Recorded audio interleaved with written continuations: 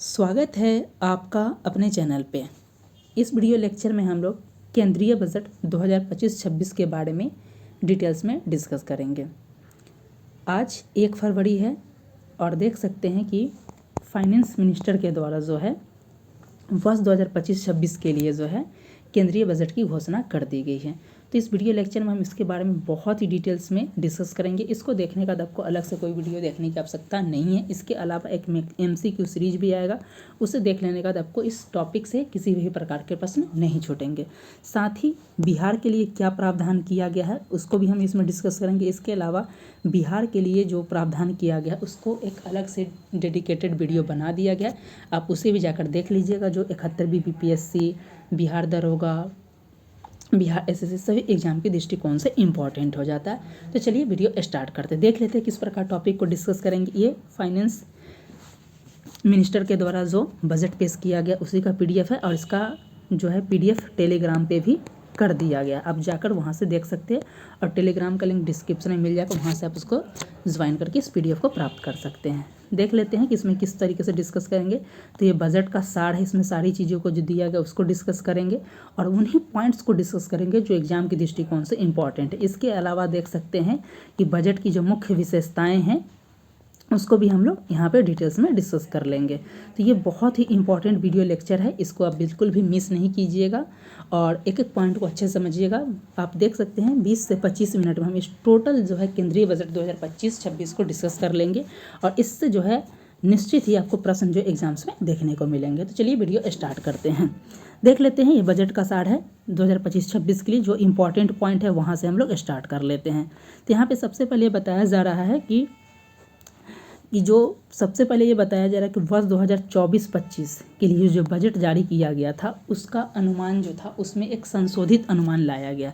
पहले कितना था 2024-25 के लिए, तो लगभग 48 लाख करोड़ का बजट किया गया था, लेकिन अब उसको संशोधित कर दिया गया है 2024-25 के लिए। और कितना कर दिया गया है तो देख सकते हैं ये राशि जो है 47,16,487 करोड़ हो गया है। तो पहले 48 लाख करोड़ था, अब जो है 2024-25 का जो बजट को संशोधित करके कर दिया गया, कितना कर दिया गया है तो 47,16,487 करोड़ किया गया है। जो कि अगर देखा जाए वर्ष 2023-24 के वास्तविक व्यय 44,43,347 करोड़ से अधिक है। वित्त वर्ष 2023-24 के वास्तविक में 9,49,195 करोड़ की तुलना में संशोधित अनुमान जो 2024-25 के लिए ये है, जो पूंजीगत व्यय इसमें किया जाएगा 10,18,429 करोड़ का अनुमान लगा है। एक एक डाटा को हम लोग टेबल वाइज भी देखेंगे, जो इम्पॉर्टेंट पॉइंट है वही डाटा को हम लोग डिस्कस करेंगे जो एग्जाम्स में आएंगे। वहीं बात कर लिया जो सबसे इम्पॉर्टेंट पॉइंट है कि आपसे प्रश्न पूछा जा सकता है कि जो है केंद्रीय बजट 2025-26 के लिए कुल कितना का बजट है, तो ये है 50 लाख करोड़ का। और एग्जैक्टली डाटा आपको याद होना चाहिए क्योंकि एग्जाम में एग्जैक्टली डाटा पूछा जाता है। तो ये है 50,65,345 करोड़। तो ये डाटा कितना है केंद्रीय बजट 2025-26 का 50,65,345 करोड़ का अनुमान है। बजट जो होता है एक अनुमानित राशि होता है और बजट का प्रावधान बजट शब्द नहीं है, वार्षिक वित्तीय विवरण शब्द जो है हमारे संविधान के आर्टिकल 112 में बताया गया है कि वार्षिक वित्तीय विवरण का प्रावधान की बात किया गया है। ऐसे बजट जो है फ्रांसीसी शब्द भूसे से निकला है, जिसका मतलब होता है एक तरीके का कि एक राशि का ब्यौरा देना। तो उसी चीज़ को इसमें दिया जा रहा है, अनुमान लगाया जा रहा है कि आने वाले 1 वर्षों में कितनी राशि किस मद पे किस योजना पे खर्च किया जाएगा। और संविधान के आर्टिकल 112 में वार्षिक वित्तीय विवरण शब्द का जिक्र है, जिसे राष्ट्रपति महोदय के द्वारा पेश करवाया जाता है। और ये जो है कौन पेश करते हैं तो फाइनेंस मिनिस्टर, वित्त मंत्री के द्वारा किया जाता है। तो ये हमने देख लिया है। अब देख लेते हैं बजट अनुमान 2025-26 में राज्यों को जो अंतरित कुल संसाधन है वो कितना है 25,12,84 करोड़ है, जिसमें राज्यों का हिस्सा अनुदान और केंद्रीय प्रायोजित योजनाओं का इसमें सारा चीज़ दिया गया है। चलिए देख लेते हैं इंपॉर्टेंट पॉइंट आगे। ये टेबल बहुत इंपॉर्टेंट है और यहाँ से आपको प्रश्न देखने को मिलेगा। यहाँ पे देख लीजिए क्या क्या बजट में दिया गया है। तो एक तो यहाँ पे दिया गया है एक्चुअल, यानी कि 2023-24 के लिए एक्चुअल बजट कितना था, 24-25 का बजट अनुमान कितना था, फिर उसको संशोधित किया गया है तो संशोधित बजट अनुमान क्या है, और 25-26 के लिए बजट अनुमान क्या है। ये बहुत इंपॉर्टेंट है, तो इस चीज़ को एक एक पॉइंट को देख लेंगे। सबसे पहले यहाँ देख लेते हैं क्या क्या इंपॉर्टेंट है। तो यहाँ पे आप देख सकते हैं, एक सेकेंड इसे थोड़ा ऊपर कर लेते हैं। ये पॉइंट कुल व्यय ये इम्पॉर्टेंट है। यहाँ पे अगर देखा जाए कि 2025-26 के लिए कुल कितना है तो 50,65,345 करोड़ है, जो कि 2024-25 के बजट से कितना अधिक है तो 2,44,833 करोड़ रुपए अधिक है। तो आपसे पूछा जा सकता है कि वर्ष 2024-25 से 2025-26 में कितना अधिक है, तो 2024-25 में कितना था 48,20,512, और अभी जो है जो 2025-26 के लिए क्या है 50,65,345 करोड़, जो कि कितनी वृद्धि की गई है तो 2,44,833 करोड़ का है। वहीं बजट अनुमान जो संशोधित अनुमान है ये है 47,16,487। तो ये डाटा आपको सबसे इम्पॉर्टेंट याद होना चाहिए, और कितना अधिक है तो 2,44,833 करोड़, इस पॉइंट को भी आप याद रखिएगा। चलते हैं नेक्स्ट, एक एक पॉइंट को देख लेते हैं। राजस्व घाटा क्या है, प्रभावी राजस्व व्यय क्या है, प्रभावी राजस्व घाटा क्या है, प्राथमिक घाटा क्या है, ये सब पूछा जाता है। एक एक पॉइंट को यहाँ पे अलग टेबल दिया गया है, वहाँ पे भी हम लोग डिस्कस कर लेंगे। पहले यहाँ पे सबसे पहले देख लेते हैं कि प्रभावी पूंजी व्यय कितना होने का अनुमान है 2025-26 के लिए, तो ये है 15,48,282 करोड़। वहीं बात किया जाए राजस्व घाटा की, जो कि सबसे इम्पॉर्टेंट है कि राजस्व घाटा कितना रहने का अनुमान है, तो 1.5% राजस्व घाटा कितना रहने का अनुमान है, तो 1.5% रहने का अनुमान है, और राशि में कितना हो जाएगा 5,23,846 करोड़। वहीं प्रभावी राजस्व घाटा की बात किया जाए तो ये है 96,654 करोड़ रुपए, जो कि परसेंटेज में देखा जाए तो 0.3%। और राजकोषीय घाटा की जो सबसे इम्पॉर्टेंट आपसे पूछा जा सकता है कि 25-26 में राजकोषीय घाटा कितना रहने का अनुमान है, तो ये है 4.4 करोड़, और ये देखा जाए राशि में कितना हो जाएगा तो 15,68,936 करोड़ हो जाएगा। तो इस पॉइंट को याद रखेगा। वहीं प्राथमिक घाटा की बात किया जाए तो यह है 2,92,598 करोड़, जो कि परसेंटेज में 0.8%। इस पॉइंट को याद रखिएगा। एक एक डाटा जो है यहाँ से एग्जाम्स में आपसे पूछे जाते हैं। चलते हैं नेक्स्ट, देख लेते हैं पॉइंट को। अब इसमें बताया जा रहा है कि बजट के लिए जो पैसा भारत सरकार को पैसे की प्राप्ति अगर 100 रुपये है तो 100 रुपये की प्राप्ति कैसे होती है, कहाँ से सबसे ज़्यादा पैसा होता है और किस चीज़ पे सबसे ज़्यादा पैसा खर्च होता है। तो यहाँ पे इसमें बताया गया है कि 24-25 में कहाँ से पैसा सबसे ज़्यादा आया और 25-26 में कहाँ पे पैसा सबसे ज़्यादा गया। तो 24-25 की बात किया जाए, हमें 25-26 वाले पे मेन करना है, लेकिन 24-25 से कंपेरिजन भी देख लेना है। तो 2000 यहाँ पर टेबल बताया गया है कि कहाँ से कहाँ पर गया है। तो देख सकते हैं कि जो कारपोरेट टैक्स है, निगम कर है, उससे 17 पैसा आता है अगर 1 रुपये आ रहा है तो। वहीं इनकम टैक्स आयकर की बात किया जाए तो ये 22 पैसा आता है। वहीं उधार और अन्य देयता से 24 पैसा आता है। नन डेप्ट कैपिटल रिसिप्ट से कितना आता है, तब देख सकते 1 पैसा आता है। वहीं नन टैक्स रिसिप्ट से कितना आता है, 9 पैसा आता है।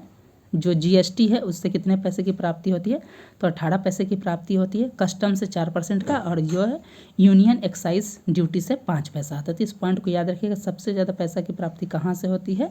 तो आप देख सकते हैं कि जो है सबसे ज़्यादा आपको जो है इनकम टैक्स से 22% की प्राप्ति होती है, फिर निगम कर से 17%, उधार और देयता से 24% है। इस पॉइंट को भी आप ध्यान रखिएगा।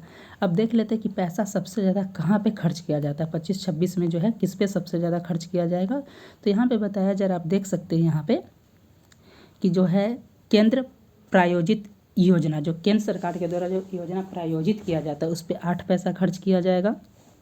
वहीं जो है अदर एक्सपेंडिचर पे 8 पैसा होगा, पेंशन पे 4% होगा, शेयर और ड्यूटीज पे 22 पैसा होगा, फाइनेंस पे देख सकते हैं 8 पैसा होगा, ये बहुत इंपॉर्टेंट है।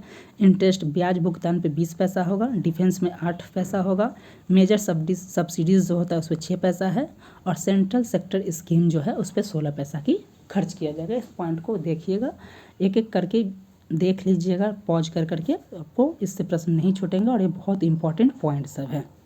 यहाँ पे हमने ऑलरेडी फिर से इसको डिस्कस कर लीजिए, बहुत इंपॉर्टेंट है। और इसमें सबसे ज़्यादा जो आपसे पूछा जाता है राजकोषीय घाटा कितना रहने का अनुमान है। तो राजकोषीय घाटा जो 2025-26 में कितना रहने का अनुमान है, तो 4.4%। आपसे पूछा जा सकता है कि केंद्रीय बजट 2025-26 के अनुसार कितना राजकोषीय घाटा रहेगा, तो 4.4% रहेगा।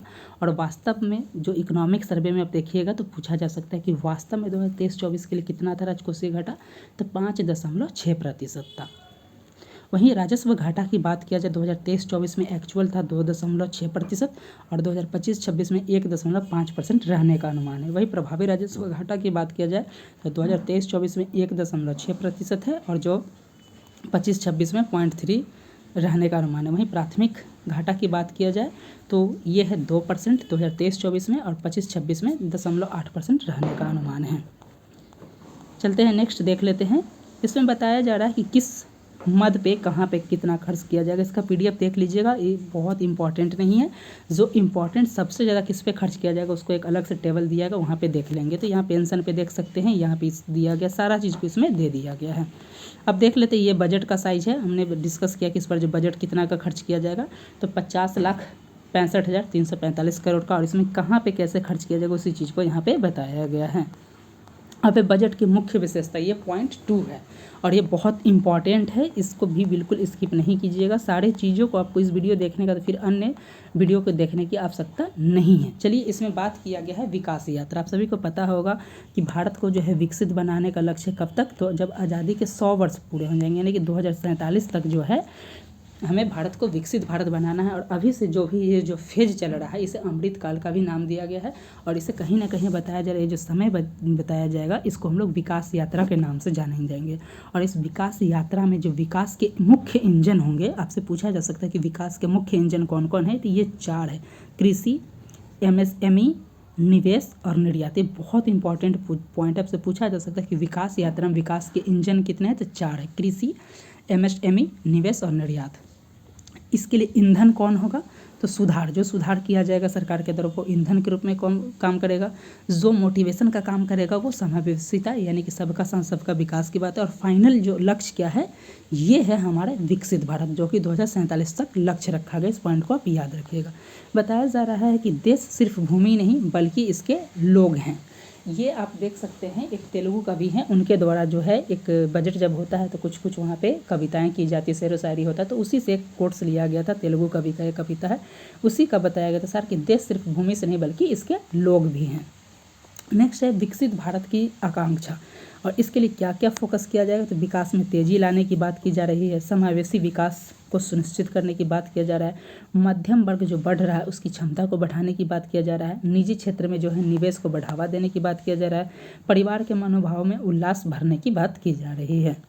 नेक्स्ट बताया जा रहा है, आप देख सकते हैं 2024-25 बजट में भी जो था फोकस किया गया था 2024-25 में ज्ञान पे, जिसका तात्पर्य था G फॉर गरीब था, Y फॉर युवा था, A फॉर अन्नदाता था, N फॉर नारी था।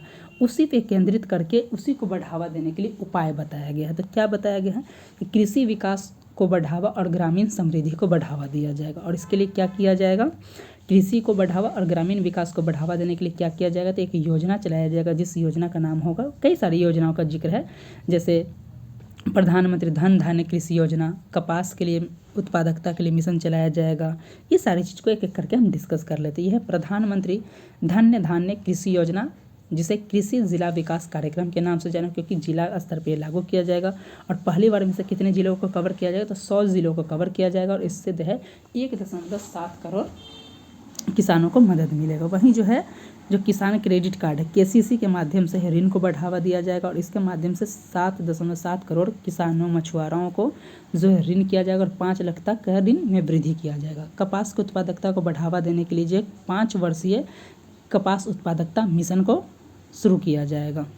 वहीं बताया जा रहा है कि बिहार के लिए हमने बताया था कि बिहार के लिए जो सबसे इम्पोर्टेंट है कि बिहार में जो है मखाना बोर्ड का गठन किया जाएगा, जिसका उद्देश्य मखाना के उत्पादन, प्रसंस्करण, मूल्य संवर्धन और विपणन में बढ़ावा देना है। और आप सभी को पता होगा कि जो पूरे भारत का जो है 90% मखाना का उत्पादन जो होता है वो बिहार में होता है। इस पॉइंट को भी आप याद रखेंगे, इसलिए बिहार में मखाना बोर्ड का स्थापना किया जाएगा। अब बिहार में मखाना को GI टैग भी दिया गया और बिहार के GI टैग कौन कौन है इसका एक अलग से वीडियो बना दिएगा, आप जाकर देख सकते हैं, आपके लिए काफ़ी फायदा होगा। वहीं बात किया जा रहा है कि किसानों के लिए जो है राष्ट्रीय उच्च पैदावार बीज मिशन की शुरुआत किया जाएगा, जिसके तहत उच्च पैदावार, कीट प्रतिरोधी और जलवायु अनुकूल जो है बीजों को दिया जाएगा ताकि किसानों की आय में वृद्धि किया जा सके। नेक्स्ट है किसानों के लिए जो है, और भारत सरकार का लक्ष्य है कि दलहन के क्षेत्र में हमें क्या करना है, आत्मनिर्भर बनना है। तूर, उड़द और मसूर पर विशेष ध्यान देते हुए एक 6 वर्षीय मिशन प्रारंभ किया जाएगा और इसके लिए जलवायु अनुकूल बीज का विकास किया जाएगा और दाल में प्रोटीन की मात्रा में वृद्धि होगी। उत्पादकता को भी बढ़ाया जाएगा और कटाई के बाद जो मेन समस्या होता है उसका भंडारण और कैसे व्यक्ति तक पहुँचे, इन सब को ध्यान देने के लिए जो है उपाय भी किए जाएंगे। नेक्स्ट है ग्रामीण व्यवस्था में उत्प्रेरक के रूप में भारतीय डाक की भूमिका होगी। ग्रामीण समुदाय के आसपास स्थित जो भी डाक है उसको बढ़ावा दिया जाएगा। संस्थागत खाता खोला जाएगा, डीबीटी, कैश, इस सब के माध्यम से उन्हें जो है सहायता किया जाएगा। कहीं ना कहीं डिजिटल सेवा के माध्यम से उन्हें सहायता देने की बात की जाएगी। नेक्स्ट है जो विकास इंजन में जो है MSME को बढ़ावा देना, और इसके माध्यम से क्या किया जाएगा, तो केंद्र सरकार की जो ये योजना थी मेक इन इंडिया, उसको भी बढ़ावा देने की बात की जा रही है।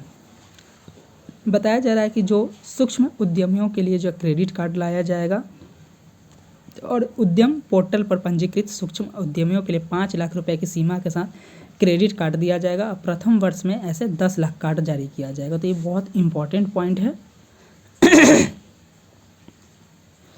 बताया जा रहा है कि 5 लाख रुपए का दिया जाएगा और पहले साल में जो 10 लाख जो है ये सूक्ष्म उद्यमियों के लिए क्रेडिट कार्ड जारी किया जाएगा। नेक्स्ट बताया जा रहा है, बहुत इंपॉर्टेंट है कि पहली बार जो है उद्यमियों के लिए योजना लाया जा रहा है। जिस तरीके से आप सभी को पता होगा कि बिहार सरकार के द्वारा जो मुख्यमंत्री उद्यमी योजना, महिला उद्यमी योजना, SC ST योजना, सब योजना चलाया जा रहा है, उसी तरीकों को आप देख सकते हैं। कहीं ना कहीं केंद्र सरकार उससे क्या है इंस्पायर्ड है और पहली बार जो है केंद्र स्तर पर केंद्र सरकार के द्वारा जो है एक उद्यमी योजना लाया जा रहा है जिसमें महिलाओं, SC ST को शामिल किया जाएगा और 5 लाख क्या है 5 लाख पहली बार उद्यमी को योजना दिया जाएगा और अगले 5 वर्षों के दौरान 2 करोड़ तक के ऋण दिए जाएंगे। तो इस पॉइंट को आप याद रखिएगा।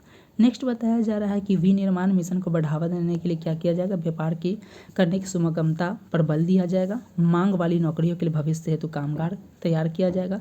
जीवंत और गतिशील MSME क्षेत्र को बढ़ावा दिया जाएगा। टेक्नोलॉजी को बढ़ावा दिया जाएगा। क्वालिटी को बढ़ावा देने की बात की जा रही है। नेक्स्ट बताया जा रहा है कि श्रम जो सघन क्षेत्र है उनको भी बढ़ावा देने की बात किया जा रहा है। उसके लिए क्या उपाय किया जा रहा है, तो फुटवियर और लेदर क्षेत्र के लिए फोकस प्रोडक्ट स्कीम लाया जाएगा और इसके माध्यम से 22 लाख व्यक्ति को रोजगार मिलेगा और 4 लाख करोड़ का टर्नओवर जो 1.1 लाख करोड़ इससे निर्यात होगा। साथ ही जो है खिलौना के सेक्टर में बढ़ावा दिया जाएगा और मेड इन इंडिया ब्रांड का प्रतिनिधित्व करेगा। खाद्य प्रसंस्करण को बढ़ावा दिया जाएगा और बिहार में जो है राष्ट्रीय खाद्य प्रौद्योगिकी संस्थान की स्थापना की जाएगी और युवाओं के लिए कौशल प्रशिक्षण उद्यमिता की बढ़ावा दिया जाएगा। और सबसे इम्पॉर्टेंट ये है कि MSME जो है इनमें जो इसकी जो परिभाषा है इसको भी क्या किया गया, डिफाइन किया गया और ये बहुत इंपॉर्टेंट आप देखिएगा प्रीलिम्स में यहाँ से निश्चित आएगा क्योंकि MSME की जो है परिभाषा यानी कि जो मानदंड जो है उसको अब चेंज कर दिया गया और यहाँ से निश्चित पूछा जाएगा। तो MSME में 3 है, ये है MSME, तो इसमें 3 आते हैं सूक्ष्म, लघु और मध्यम उद्योग। अब इसका देख लेते हैं, ये बहुत इंपॉर्टेंट, पहले क्या था अब क्या है। तो पहले जो था यानी कि जो वर्तमान में था 1 करोड़ का निवेश होना चाहिए और टर्नओवर 5 करोड़ का है, तो क्या कहलाते थे वो MSME में सूक्ष्म उद्यम के तहत आते थे। लेकिन अब क्या हो जाएगा, इसे बढ़ाकर जो है 2.5 से 10 करोड़ कर दिया गया, यानी कि जो है सूक्ष्म उद्यम वो कहलाएंगे जिनका जो निवेश 2.5 करोड़ का होगा और उनका टर्नओवर 10 करोड़ का होगा। तो इस पॉइंट को आप याद रखिएगा। पहले 1.5 था, अब है 2.5 10। वही लघु उद्यम पहले था 10 करोड़ का निवेश और 50 करोड़ का टर्नओवर, लेकिन अब है 25 करोड़ का जो है निवेश होना चाहिए और 100 करोड़ का जो है आपका क्या हो रहा है, ये टर्नओवर होना चाहिए। MSME में पहले जो था मध्यम उद्योग उसको बोलते थे जिसका जो है 50 करोड़ का निवेश था और टर्नओवर था 250 करोड़ का। अब जो है 125 करोड़ का जो है जो निवेश होना चाहिए और 500 करोड़ का जो है जिसका टर्नओवर होगा उससे जो है मध्यम उद्योग का दर्जा दिया। तो सबका 4 गुना है और यहाँ पे भी लगभग 4 गुना नहीं, एग्जैक्टली ध्यान रखिएगा। तो अब जो है सूक्ष्म उद्योग उसे कहेंगे जिसका जो है निवेश 2.5 करोड़ का हो, टर्नओवर 10 करोड़ का हो। लघु उद्योग उसे कहेंगे जिसमें 25 करोड़ का निवेश हो और 100 करोड़ का टर्नओवर हो। और मध्यम उद्योग उसे कहेंगे जिसमें 125 करोड़ का निवेश हो और जो है 500 करोड़ का उसमें टर्नओवर हो। चलते हैं नेक्स्ट देख लेते हैं। इसमें बताया जा रहा है कि लोगों, अर्थव्यवस्था और नवाचार में निवेश के लिए क्या क्या किया जाएगा। तो सक्षम आंगनवाड़ी को बढ़ावा दिया जाएगा और पोषण 2.0 को शुरुआत किया जाएगा। IIT में क्षमता का विस्तार किया जा रहा है और इसके तहत पटना IIT का विस्तार किया जाएगा। इस पॉइंट को याद रखिए, भी बिहार के दृष्टिकोण से इंपॉर्टेंट है। सभी जिलों में बताया जा रहा है कि डे केयर कैंसर केंद्र खोला जाएगा और सबसे इम्पॉर्टेंट है कि भारतीय भाषा पुस्तक एक स्कीम चलाया जाएगा जिसके माध्यम से स्कूली और उच्चतर शिक्षा के लिए भारतीय भाषाओं की पुस्तकें डिजिटल रूप में उपलब्ध कराई जाएगी। तो ये जो भारतीय भाषा पुस्तक स्कीम है इसमें पूछा जा सकता है आपसे प्रीलिम्स एग्जाम्स में, क्यों है? तो भारतीय पुस्तक को है डिजिटल रूप में अवेलेबल कराने के लिए। साथ ही बताया जा रहा है कि कौशल प्रशिक्षण को बढ़ावा देने के लिए 5 राष्ट्रीय उत्कृष्टता केंद्र यानी सेंटर ऑफ एक्सीलेंस की स्थापना की जाएगी। आपसे पूछा जाता है कितने, तो 5 सेंटर ऑफ एक्सीलेंस की स्थापना की। अटल टिंकरिंग लैब में अगले 5 वर्षों में सरकारी स्कूलों में 50,000 लैब स्थापित किए जाएंगे। शिक्षा में एआई बहुत अभी है बहुत इंपॉर्टेंट, तो उसको बढ़ावा देने के लिए जो है लगभग 500 करोड़ खर्च किया जाएगा। ग्रामीण क्षेत्रों में सरकारी माध्यमिक स्कूलों तथा प्राथमिक स्वास्थ्य में ब्रॉडबैंड कनेक्टिविटी को उपलब्ध कराया जाएगा। चिकित्सा शिक्षा का विस्तार किया जाएगा और अगले 5 वर्ष में जो है 75,000 सीटें जोड़ने का लक्ष्य है और इसमें 10,000 अतिरिक्त सीटें भी बढ़ाई जाएंगी। फिर है प्रधानमंत्री स्वनिधि योजना, इसके माध्यम से जो है बैंकों से अधिक ऋण, यूपीआई से क्रेडिट कार्ड जो स्ट्रीट वेंडर के लिए होता है उनके लिए योजना को किया जाए, उन्हें लोन जल्दी से प्रोवाइड हो इस तरीके के लिए बैंक को दिया जाएगा। ऑनलाइन प्लेटफॉर्म कामगारों का कल्याण किया जाएगा और इसके लिए ई श्रम पोर्टल पर उन्हें जोड़ा जाएगा। नेक्स्ट है लोक अर्थव्यवस्था और नवाचार में निवेश के लिए क्या किया जाएगा। तो बताया जा रहा है कि अवसंरचना के लिए राज्यों की सहायता किया जाएगा, यानी कि राज्य जो है अपने यहाँ इंफ्रास्ट्रक्चर को बढ़ावा दे इसके लिए राज्यों को क्या किया जाएगा, वो राशि दिया जाएगा और उन्हें बताया जाएगा आप इंफ्रास्ट्रक्चर को बढ़ावा दीजिए। इसके लिए जो 1.5 लाख करोड़ रुपए के परिव्यय से पूंजीगत व्यय राज्यों को 50 वर्षीय ब्याज मुक्त ऋण और सुधारों के लिए प्रोत्साहन किया, यानी कि आप इंफ्रास्ट्रक्चर कर रहे हैं तो 50 वर्ष तक जो है आपको ब्याज मुक्त ऋण की सहायता की जाएगी। जल जीवन मिशन जो कि बहुत इंपॉर्टेंट है, तो इसको 100% कवरेज करना है, इसलिए इसको विस्तार करके 2028 तक के लिए लागू किया जाएगा। वित्तीय क्षेत्र में जो बता रहा है, विद्युत क्षेत्र में, इलेक्ट्रिसिटी के क्षेत्र में जो है जो भी कंपनियां हैं अगर इस दिशा में काम कर रहे हैं तो राज्य को जीएसडीपी में 0.5% की अतिरिक्त उधारी दिया जाएगा। फिर है परिसंपत्ति मौद्रीकरण योजना लाया जाएगा जो 2025 से 30 के लिए रहेगा और इसमें 10 लाख करोड़ की पूंजी वापस लाने का उद्देश्य है।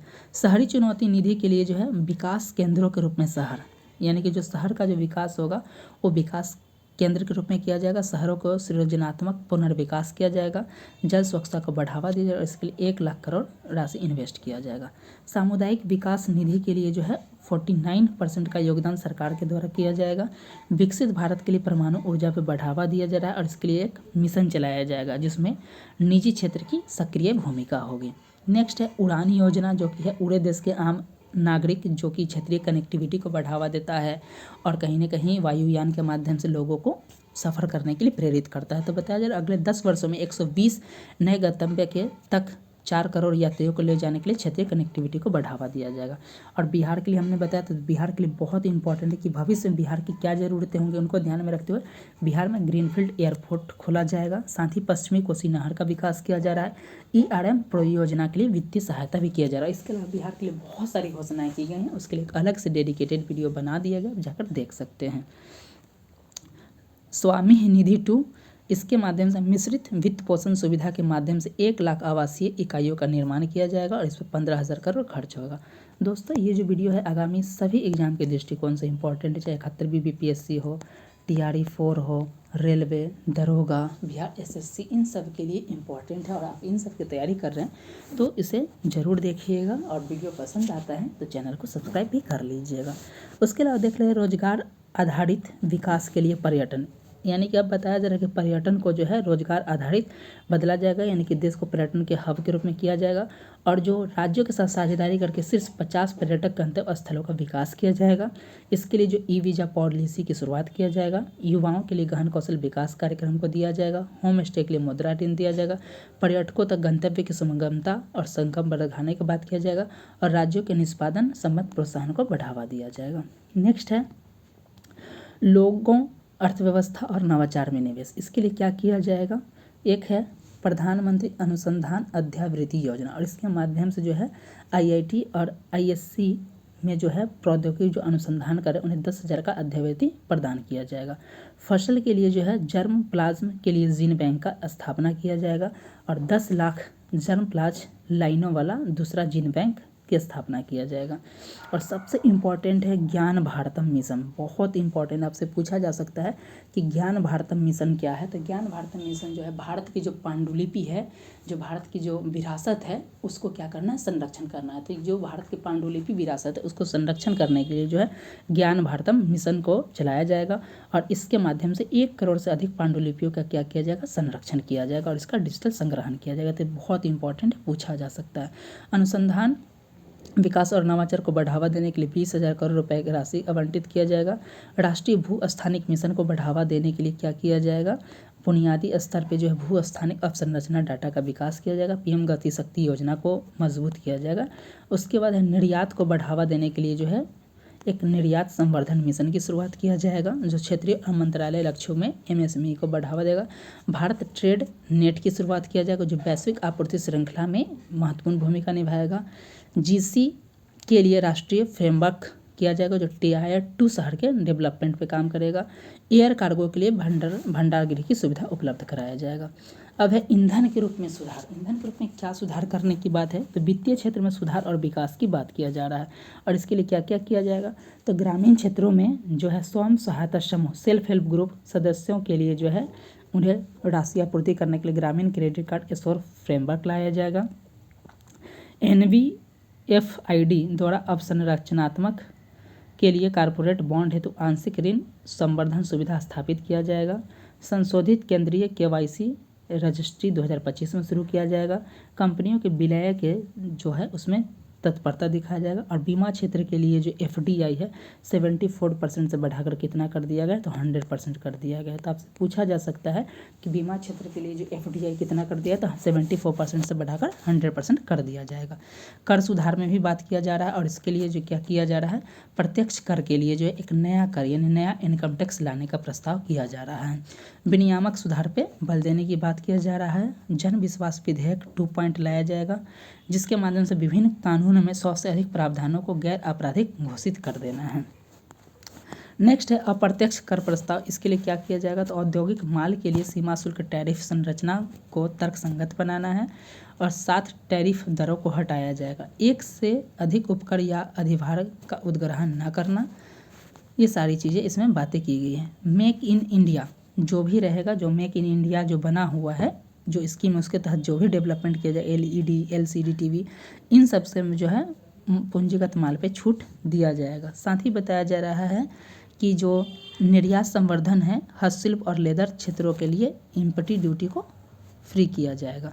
और सबसे इम्पॉर्टेंट है जो चिकित्सा के लिए जो है और जीवन रक्षक दवा में बताया जा रहा है कि जो 36 जीवन रक्षक दवा है उन्हें जो है छूट प्रदान किया जाएगा। 6 दवाओं को जो है 5% शुल्क वाली सूची में डाला गया है। 37 दवा और 13 नए रोगी सहायता कार्यक्रम को छूट प्राप्त सूची में जोड़ने की बात की जा रही है। दुर्लभ रोग, कैंसर, गंभीर चिकित्सा बीमारी की दवाइयों में भी इसमें बात है। और सबसे इम्पॉर्टेंट है प्रत्यक्ष कर, ये सबसे इम्पॉर्टेंट है। 12.25 लाख तक पे जो है आपको क्या है लगभग छूट दिया गया है कि उस पर कोई नहीं है, कोई टैक्स नहीं लगेगा। और टैक्स में जो है 7 टैक्स दर लाया गया। कितना है, 7 कर दर लाया गया। क्या है, कितना है देख लेते। तो 4 लाख तक जो है आपका 0 से 4 लाख तक इनकम है तो आपको जो है जो टैक्स देना होगा वो 0% देना होगा। 4 से 8 लाख पे 5% देना होगा।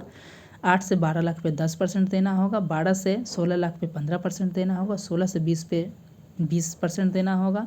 20 से 24 पे आपको 25% देना होगा। और 24 लाख से ऊपर कमा रहे हैं तो 30% देना होगा। तो लगभग जो है कितना कर दिया गया है, तो आपको 7 कर दरें शामिल किया गया है। वरिष्ठ नागरिकों के लिए कर में कटौती किया गया और ये 50,000 से बढ़ाकर कितना कर दिया गया, लगभग 2 गुना करके 1 लाख कर दिया गया है। किराए पर जो TDS है उसमें 2.4 लाख से बढ़ाकर कितना कर दिया, 6 लाख कर दिया गया है। उसके अलावा आप देख रहे हैं कि जो स्वैच्छिक अनुपालन है उसको प्रोत्साहन करने के लिए 4 वर्ष से बढ़ाकर उसकी सीमा को 2 वर्ष से बढ़ाकर 4 वर्ष कर दिया गया है। उसके अलावा बताया जा रहा है कि इलेक्ट्रॉनिक विनिर्माण के लिए जो है कर निश्चितता की बात किया जा रहा है। उसके अलावा आप देख सकते हैं नेक्स्ट पॉइंट कि रुपया कहाँ से आता है कहाँ जाता है, इसको हम ऑलरेडी डिस्कस करें स्टार्टिंग में, फिर भी देख लेते हैं। 22% राशि जो है ये इनकम टैक्स से आता है जो कि सर्वाधिक है।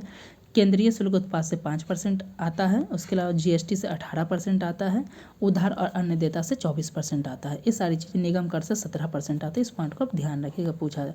रुपया कहाँ जाता है तो आपको हमने स्टार्टिंग में बता दिया है। ब्याज भुगतान पे 20%, पेंशन पे 4%, अन्य व्यय पे 8%, केंद्र प्रायोजित स्कीम पे 8%, वित्त आयोग और अन्य अंतर 8%, राज्य को जो शुल्क दिया जाता है 22%, रक्षा पे 8%, प्रमुख सब्सिडी पे 6% और केंद्रीय क्षेत्र की स्कीम पे 16% दिया जाता है।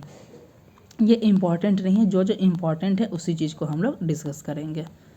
चलते हैं नेक्स्ट देख लेते हैं। अब सबसे इम्पॉर्टेंट था कि किस योजना में या किस क्षेत्र में सबसे ज़्यादा खर्च किया जाएगा, तो ये पूछ लिया जाता है। तो सबसे ज़्यादा जो खर्च किया जाएगा ये रक्षा क्षेत्र पे किया जाएगा, 4,91,732 करोड़। आपसे पूछा जा सकता है कि किसमें सबसे ज़्यादा खर्च करने की बात किया जाएगा, तो रक्षा क्षेत्र पे किया गया 4,91,732 करोड़ रुपए। ग्रामीण विकास पे जो किया जाएगा यह 2,66,817 करोड़। गृह मंत्रालय के लिए जो प्रावधान किया गया 2,33,211 करोड़। कृषि और संबंध के लिए जो है 1,71,000। शिक्षा पे 1,28,650 करोड़। स्वास्थ्य पे जो है ये देख सकते हैं 98,311 करोड़ रुपए। शहरी विकास के लिए 96,777 करोड़ रुपए। सूचना प्रौद्योगिकी और संचार के लिए 95,298। ऊर्जा के क्षेत्र के लिए जो 81,174 करोड़ रुपए। उसके वाणिज्य और उद्योग के लिए जो है 65,553 करोड़। समाज कल्याण विभाग के लिए जो है 60,000। वैज्ञानिक विभाग के लिए 55,000 की राशि खर्च करने की बात की जा रही है। तो ये अब तक हमने जो है आप देख सकते हैं लगभग जो है हमने बताया था कि 25 से 30 मिनट में, तो लगभग 30 मिनट के अंदर में हमने जो है केंद्रीय बजट 2025-26 के बारे में बहुत ही डिटेल्स में डिस्कस कर लिया है। इसके अलावा एक अलग से जो केंद्रीय बजट का जो MCQs का सीरीज आएगा आप उसे देख लीजिएगा, तो गारंटी है कि इस टॉपिक से आपके एक भी प्रश्न जो है किसी भी एग्जाम से आप दे रहे हैं इंडिया में तो प्रश्न नहीं छूटेंगे। और चैनल पे पहली बार विजिट कर रहे हैं और किसी भी गवर्नमेंट एग्जाम की तैयारी करें, चाहे वो 71 BPSC हो, सेंट्रल गवर्नमेंट में रेलवे, इन सब की किसी NTPC, ग्रुप D या फिर बिहार बिजली विभाग, BPSC TRE4, Bihar SSC, Bihar दरोगा, इन सब की तैयारी कर रहे हैं तो चैनल से जुड़ जाइए, क्योंकि हमारे चैनल पे जो है लेटेस्ट जॉब नोटिफिकेशन भी बताया जाता है, करंट अफेयर्स की तैयारी कराई जाती है, इंडियन पॉलिटी की तैयारी कराई जा रहा है, साइंस की तैयारी कराई जाती है, कंप्यूटर साइंस की तैयारी कराई जाती है। इसके अलावा जो है बिहार स्पेसिफिक एग्जाम के लिए बिहार स्पेशल की क्लासेस भी हो रही है। बिहार करंट अफेयर्स हो गया, बिहार हिस्ट्री, बिहार ज्योग्राफी, इन सब की तैयारी कराई जाती है, जो कि आपके लिए काफ़ी बेनिफिशियल होने वाला है। यदि ये वीडियो आपको पसंद आता है तो चैनल को सब्सक्राइब करना ना भूलें। मिलते हैं नेक्स्ट वीडियो के साथ, तब तक के लिए धन्यवाद।